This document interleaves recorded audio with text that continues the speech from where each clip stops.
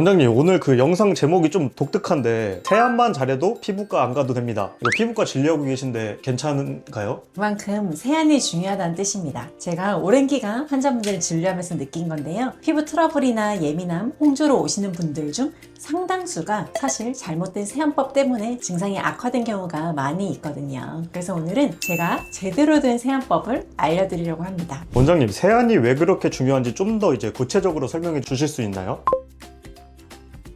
먼저 우리 피부 구조를 이해하셔야 하는데요. 피부의 가장 바깥쪽에는 각질층이 있습니다. 이건 죽은 세포들이 성벽처럼 쌓여 있는 건데요. 집으로 치면 외벽 같은 거예요. 이러한 각질층은 벽돌 역할을 하는 단백질, 시멘트 역할을 하는 지질층, 그리고 천연 보습 인자로 이루어져 피부 장벽을 구성하는데요. 이게 집의 방수막 같은 역할을 하는 거죠. 외부의 나쁜 것들은 안으로 못 들어오게 막고 우리 몸속의 수분은 밖으로 빠져나가지 않게 지켜주는 겁니다. 원장님, 그러면 하루 정도 지내면 그 위에 뭐가 이렇게 쌓이나요?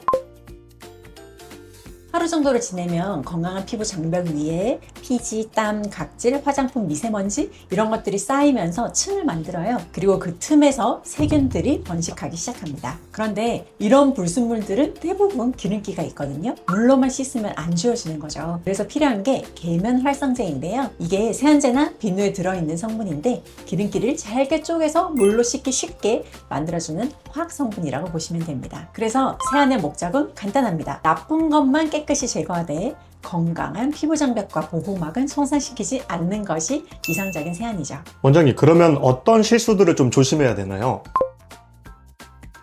크게 5가지를 말씀드릴게요. 첫 번째는 뜨거운 물로 씻고 찬물로 마무리하는 것입니다. 처음엔 뜨거운 물로 몸을 열고 마지막에 찬물로 모공을 닫아야 한다. 이런 속설이 있잖아요. 그래서 뜨거운 물로 세안을 하고 찬물로 헹구는 경우가 많은데 이 방법은 피부에 도움이 되기보다 오히려 자극으로 작용해서 홍조의 원인이 될 수 있습니다. 뜨거운 물의 사용은 피부 장벽을 약하게 만들고 수분 손실을 증가시키는 원인이 되고요. 실제로 모공은 온도에 의해 열리고 닫히는 구조가 아니기 때문에 모공에 도움이 되지 않을 뿐만이 아니라 오히려 급격한 온도 변화가 피부에 스트레스를 주어서 민감 피부나 홍조를 악화시킬 수 있으니 세안은 처음부터 끝까지 미온수로만 하시는 게 좋습니다. 두 번째는 때밀이 타올이나 클렌징 브러쉬 등의 도구를 사용하는 것인데요. 진료를 보면 생각보다 때타올 사용 이후에 피부에 찰거상을 입어서 색소 침착이 생긴 분들이나 알러지처럼 전체가 오돌토돌 예민해져서 오는 경우가 굉장히 많은데요. 특히 어르신 중에 몸을 때타올로 세신하면서 이어서 얼굴까지 사용하시는 경우가 많은데 절대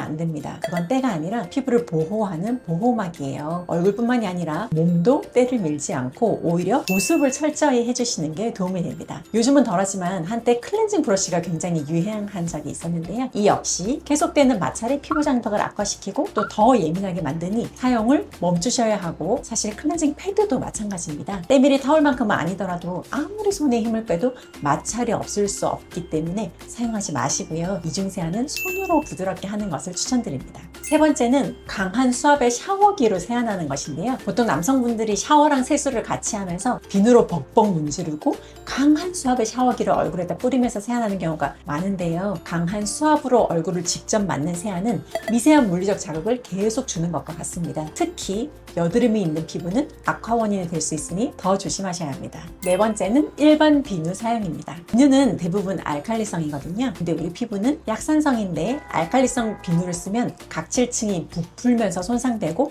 수분 손실이 많아집니다. 그래서 일반 비누의 사용은 추천드리지 않습니다. 다섯 번째는 매번 물로만 세안하는 것입니다. 제 피부가 민감해서 물로만 씻어요 하시는 분들이 많으신데요. 외출했을 때는 물론이고 집에서도 침, 땀, 피지, 베개의 먼지가 얼굴에 묻거든요. 거기서 세균이 번식하는데 물로만 씻으면 그게 하루 종일 얼굴에 남아서 피부 장벽을 더 악화시키고 염증을 유발할 수 있으므로 적어도 하루에 1회 이상은 세안제로 세안하는 것을 추천드립니다. 원장님, 그러면 이제 정확히 어떻게 세안하면 좋을까요?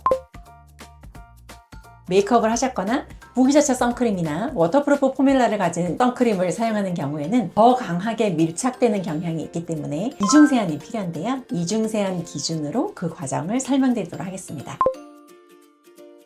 먼저 손을 깨끗이 씻고 세안할 물의 온도를 체크하는데요. 생각보다 뜨거운 물로 세안하시는 분들이 많으신데 이는 피부를 더욱 건조하게 만들고 홍조의 원인이 될 수 있으니 세안할 때 물의 온도는 손등에 대봤을 때 미지근하다 싶을 정도의 체온보다는 살짝 낮은 온도가 적당합니다.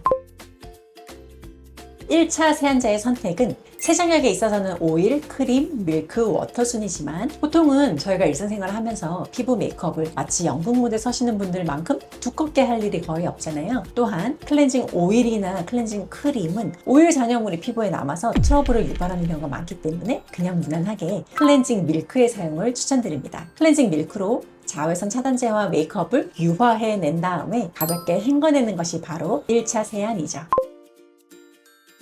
다음은 2차 세안제를 사용하셔야 될 텐데요. 우리 피부 각질층의 pH가 5.5 정도 되거든요. 그래서 pH 4.5에서 5.5의 약산성 세안제를 쓰시면 피부 손상이 적고 수분 소실도 최소화할 수 있습니다.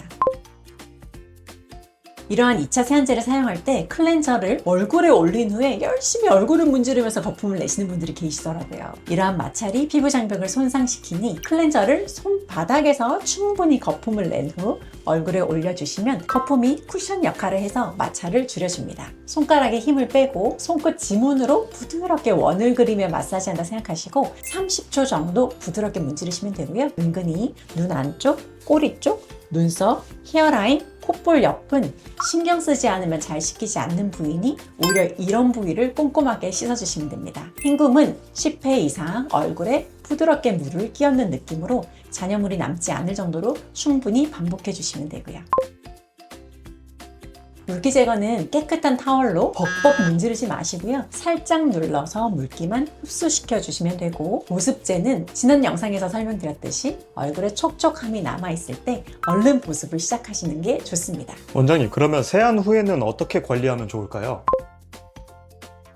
말씀드렸듯이 세안 후 촉촉함이 남아있을 때 보습제를 바르는 게 정말 중요하고요. 왜냐면 세안 직후에는 피부 표면에 수분이 있어서 보습 성분이 잘 흡수되거든요. 시간이 지날수록 오히려 더 건조해질 수 있으니 세안 직후에 보습을 시작하는 것을 추천드립니다. 원장님, 각질 제거는 얼마나 자주 해야 하나요?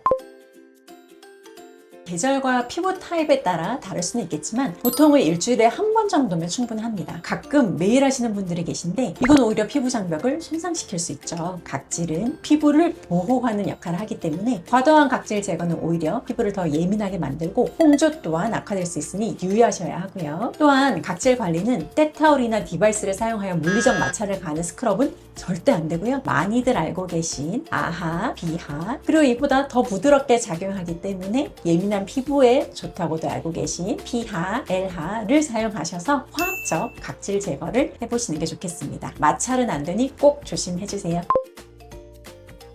제가 처음에 말씀드렸듯이 세안은 피부 관리의 기초입니다. 아무리 비싼 화장품을 쓰고 좋은 시술을 받아도 세안이 잘못되면 효과가 반감될 수밖에 없어요. 오늘 말씀드린 내용을 정리하면 뜨거운 물이 아닌 미온수의 사용, 약산성 세안제, 그리고 30초 정도 마사지, 10회 정도 헹굼, 디바이스 절대 사용 금지, 과도한 각질 관리 금지, 그리고 세안 직후 보습이라고 말씀드릴 수 있겠네요. 그간 잘못된 세안 습관이 있었다면 그것만 개선하셔도 피부가 많이 좋아지실 거예요. 많은 분들이 복잡한 걸 찾으시는데요. 사실 피부는 기본에 충실할 때 가장 건강합니다. 오늘부터 꼭 제대로 된 세안법으로 시작해 보시고요. 궁금한 점 있으시면 댓글로 남겨주시고, 오늘 영상이 도움되셨다면 구독과 알림 설정 꼭 부탁드립니다. 여러분의 건강한 피부를 응원합니다. 감사합니다.